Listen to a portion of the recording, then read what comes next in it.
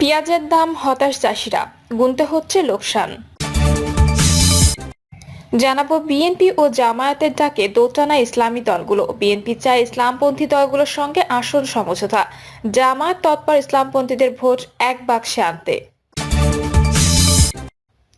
এবং সর্বশেষ জানাবো ডিবি হারুনের 100 বিঘা জমি, 5 ভবন, 2 ফ্ল্যাট ক্রোকের নির্দেশ।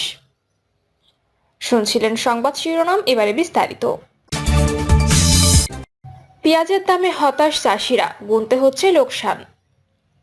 শরীয়তপুরে এবছর পেঁয়াজের বেশ ভালো আবাদ হয়েছে, তবে চড়া দামে বীজ কিনে সে দামে হিসেবে গোটা পেঁয়াজ বিক্রি করতে পারছেন না কৃষকরা। ফলে উৎপাদন খরচ আর বিক্রির মধ্যে বিস্তর ফারাক তৈরি হয়েছে। এতে মোটা অঙ্কের লোকসান গুনছেন চাষিরা। তবে ভরা মৌসুমে পেঁয়াজ আমদানি বন্ধ হলে কৃষক কিছুটা ক্ষতি পুষিয়ে উঠতে পারবেন বলে মনে করছেন কৃষি সংশ্লিষ্টরা। কৃষি সম্প্রসারণ অধিদপ্তর সূত্র জানায়, জেলার 6 উপজেলার কম বেশি পেঁয়াজের আবাদ হলেও জাজিরা নড়িয়ায় আনুপাতিক হারে বেশি আবাদ হয়। চলতি মৌসুমে জেলায় পেঁয়াজের আবাদের লক্ষ্যমাত্রা ধরা হয়েছিল 4,120 হেক্টর, আর আবাদ হয়েছে 4,280 হেক্টর। এর মধ্যে মুড়িকাটা বা কন্দ পেঁয়াজ 3,860 হেক্টর ও কালি পেঁয়াজ 420 হেক্টর জমিতে আবাদ করা হয়েছে। স্থানীয় কৃষকদের সঙ্গে কথা বলে জানা যায়, মাঠ জুড়ে চলছে মুড়িকাটা পেঁয়াজ তোলার ধুম। মৌসুমের শুরুতে বৃষ্টিপাত হওয়ায় মোটা টাকা খরচ করে বেশ কয়েকবার পেঁয়াজ বীজ কিনে রোপণ করেছেন চাষিরা। এতে বেড়ে দাঁড়িয়েছে তাদের উৎপাদন খরচ, আর ভালো ফলনে কিছুটা হলেও লাভের আশা করেছিলেন তারা। তবে বাজারে পেঁয়াজের তেমন দাম না পাওয়ায় হতাশ চাষিরা। প্রতি বিঘায় লস হচ্ছে অন্তত 40,000 টাকা, আর দরপতনের কারণে বিক্রির উপযোগী হলেও অনেকে জমি থেকে তুলছেন না পেঁয়াজ। বর্তমানে অনেক চাষি মুখ ফিরিয়ে নিচ্ছেন আবাদ থেকে। নড়িয়া নশাসন ইউনিয়নের মিরবহর কান্দি এলাকার কৃষক মজিবুর শেখ চলতি মৌসুমে 1 বিঘা জমিতে করেছেন মুড়িকাটা পেঁয়াজের আবাদ। বীজ, সার, কীটনাশক, সেচ ও কৃষণ খরচ নিয়ে তার উৎপাদন খরচ এসেছে অন্তত 80,000 টাকা। উৎপাদন ভালো হলেও বাজার মূল্য হিসেবে সেই জমির পেঁয়াজ বিক্রি করতে পারবেন মাত্র 45,000 টাকা। এতে মোটা অঙ্কের লোকসানের আশঙ্কায় চাষির। তাই কিছু জমির পেঁয়াজ বিক্রি করেছেন, আর কিছু পরিপক্ক হলেও দরপতনে তুলছেন না কৃষক। জানতে চাইলে তিনি বলেন, পেঁয়াজের যে দাম তাতে আমাকে লস হইতাছে, এই কারণে পেঁয়াজ উঠানো বন্ধ রাখছি। যদি বাজার পরিস্থিতি ঠিক হয় তাহলে আবার উঠাবো। এখন কৃষক যদি লাভ না হয় তাহলে খরচ করে বদলি কামলা দিয়ে কিভাবে পেঁয়াজ চাষ করব। বাচ্চু শিকদার নামের এক পেঁয়াজ চাষি বলেন, মুড়িকাটা পেঁয়াজের লস হয়েছে, তাই কিছু জমিতে নতুন করে হালি পেঁয়াজ আবাদ করছি। সামনের ঈদে যদি পেঁয়াজের দাম ভালো হয় তাহলে কিছুটা ক্ষতি পুষে উঠতে পারবো। তবে সরকারের কাছে একটাই দাবি, সামনে যেন অন্য দেশ থেকে পেঁয়াজ আমদানি না করে। বিএনপি ও জামায়াতের ডাকে দোটানা ইসলামী দলগুলো। বিএনপি চায় ইসলামপন্থী দলগুলোর সঙ্গে আসন সমঝোতা, জামায়াত তৎপর ইসলামপন্থীদের ভোট এক বাক্সে আনতে।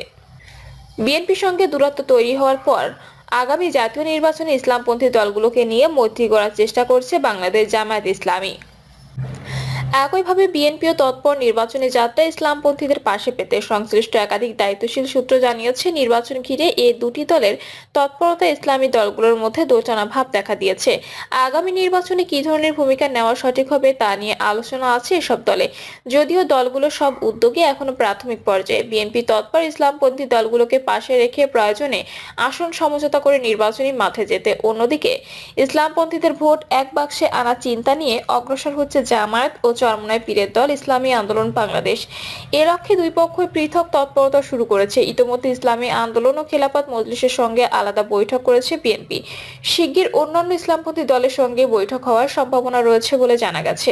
বিএনপির উচ্চ পর্যায়ে দায়িত্বশীল একটি সূত্র জানিয়েছে, বিগত ফ্যাসিবাদ বিরোধী যুগপৎ আন্দোলনে সেভাবে সক্রিয় ছিল না এমন ইসলামী দলগুলোর সঙ্গেও বৈঠক করার সিদ্ধান্ত রয়েছে বিএনপির। এজন্য স্থায়ী কমিটির একজন জ্যেষ্ঠ সদস্যকে বিশেষভাবে দায়িত্ব দেওয়া হয়েছে। অন্যদিকে জামায়াত প্রকাশ্যে তৎপরতা না চালালেও নির্বাচন ঘিরে ভেতরে ভেতরে বিভিন্ন দলের সঙ্গে রাজনৈতিক মৈত্রী গড়ার চেষ্টা করছে। দলটির এই ঐক্য প্রচেষ্টার সঙ্গে ইসলামী আন্দোলনের সম্পৃক্ততা রয়েছে বলে ইসলামপন্থীদের মধ্যে আলোচনা আছে। গত বছরের 5ই আগস্ট ছাত্র জনতার অভ্যুত্থানে রাজনৈতিক পট পরিবর্তনের পরপরই জামায়াতের আমির বিভিন্ন ইসলামী দল ও সংগঠনের নেতাদের সঙ্গে কয়েক দফায় শুভেচ্ছা বিনিময় করেন। এরপর দলটি বিভিন্ন ইসলামী বক্তা, আলেম ওলামা ও পীর মাশায়েখদের সঙ্গে পৃথক মত বিনিময় করে। সংশ্লিষ্ট ব্যক্তিরা বলছেন, পরবর্তী রাজনৈতিক লক্ষ্য স্থির করে জামায়াত এই কার্যক্রম শুরু করে। দীর্ঘদিনের বিরোধ এড়িয়ে চরমনায় পীরের বাড়িতে গিয়ে সৌজন্য সাক্ষাৎ ও আতিথেয়তা গ্রহণের ঘটনা ওই কার্যক্রমেরই অংশ। এ বিষয়ে বাংলাদেশ খেলাফত মজলিসের আমির মাওলানা মামুনুল হক বলেন, আপাতত যেটা মনে করছি বিএনপি জোট করবে কিনা সন্দেহ আছে। তারা বিভিন্ন ইসলামী দলের বড় নেতাদের আসন দিয়ে সমঝোতার চেষ্টা করবে, কিন্তু তাতে বিএনপি তাদের প্রত্যাশা পূরণ করতে পারবে বলে মনে হয় না। অন্যদিকে জামায়াত ও ইসলামী আন্দোলন অতীতে তিক্ততা মিটিয়ে এখন ঘনিষ্ঠ। তারা ইসলামপন্থীদের ভোট এক বাক্সে দেওয়ার যে উদ্যোগ নিয়েছে, এটা সম্ভাবনা উজ্জ্বল হয়ে উঠছে। সব ইসলামী দল ঐক্যবদ্ধ হলে এটা অসম্ভব মনে করি না। দেশের ধর্মভিত্তিক প্রধান ইসলামী দল জামায়াত, এর পরেই রয়েছে ইসলামী আন্দোলন। নির্বাচন সামনে রেখে দল দুটি ঘনিষ্ঠ রয়েছে। সম্প্রতি ইসলামী আন্দোলনের প্রধান নেতা সৈয়দ মোহাম্মদ রেজাউল করিমের বরিশালের বাড়িতে যান জামায়াতের আমির শফিকুর রহমান। এরপর বিভিন্ন বিষয়ে দল দুটি শীর্ষ নেতৃত্বের বক্তব্য এবং আগামী নির্বাচন ও সংস্কার প্রশ্নে প্রায় অভিন্ন অবস্থান প্রকাশ পায়। পরে বিএনপি মহাসচিব মির্জা ফখরুল ইসলাম আলমগীরও পুরানা পল্টনে ইসলামী আন্দোলনের কেন্দ্রীয় কার্যালয়ে গিয়ে দলের আমিরের সঙ্গে সাক্ষাৎ করেন। ফ্যাসিবাদ বিরোধী শক্তিগুলো পরস্পর আঘাত করে কথা না বলা সহ 10টি বিষয়ে একমত হন তারা। কার্যত এই দুটি ঘটনার মধ্য দিয়ে নির্বাচন সামনে রেখে বিএনপি ও জামায়াতের পৃথক তৎপরতা প্রকাশ পায়। জামায়াতে ইসলামের সঙ্গে দীর্ঘদিনের রাজনৈতিক মৈত্রী ছিল। বিএনপি দল দুটি একসঙ্গে জোটবদ্ধ আন্দোলন, নির্বাচন ও সরকারেরও ছিল, কিন্তু জুলাই আগস্টের গণঅভ্যুত্থানে আওয়ামী লীগের পতনের পর বিএনপির সঙ্গে জামায়াতের দূরত্ব দেখা দেয়। সংশ্লিষ্ট ব্যক্তিরা বলছেন, আগামী জাতীয় নির্বাচনই এর মূল কারণ। জামায়াত এবার অন্যান্য ইসলামী দলের সঙ্গে সখ্য করে ঐক্যবদ্ধ নির্বাচন করতে চায়। কথা বলে জানা গেছে, জামায়াতে ইসলামী ছাড়া অন্য ইসলামী দলগুলোর সঙ্গে সমঝোতা করে নির্বাচন করার পরিকল্পনা নিয়ে এগোচ্ছে বিএনপিও। দুটি দলের পৃথক তৎপরতা ইসলামপন্থী দলগুলোর অনেকে দোটানায় পড়েছে। এমন প্রেক্ষাপটে বিএনপি ও জামায়াতের পাশাপাশি ইসলামী দলগুলো পরস্পর বৈঠকে মিলিত হচ্ছে। ইতিমধ্যে আমার বাংলাদেশ পার্টির সঙ্গে খেলাফত মজলিস বৈঠক করেছে। তার আগে ইসলামী আন্দোলন ও বাংলাদেশ খেলাফত মজলিসের বৈঠক হয়েছে। দল দুটির নেতারা জানিয়েছেন, বৈঠকে আগামী নির্বাচনে ইসলামী দলের ভোট এক বাক্সে করার বিষয়ে তারা মত বিনিময় করেছেন। এছাড়া ইসলামী ও দেশপ্রেমী দলগুলোর ঐক্যবদ্ধ প্ল্যাটফর্ম তৈরি করে আগামী নির্বাচনে অংশগ্রহণের জন্য তারা নিজ নিজ অবস্থান থেকে কাজ করার বিষয়ে একমত হয়েছেন। এবি পার্টির চেয়ারম্যান মুজিবুর রহমান মঞ্জু বলেন, নির্বাচনে একটি বড় জোট করা যায় কিনা, সংস্কার ও নির্বাচন নিয়ে প্রধান রাজনৈতিক দলগুলোর মধ্যে যে দূরত্ব তৈরি হয়েছে তার নিরসনে কোনো ভূমিকা রাখা যায় কিনা, এসব বিষয়ে আলোচনা হয়েছে।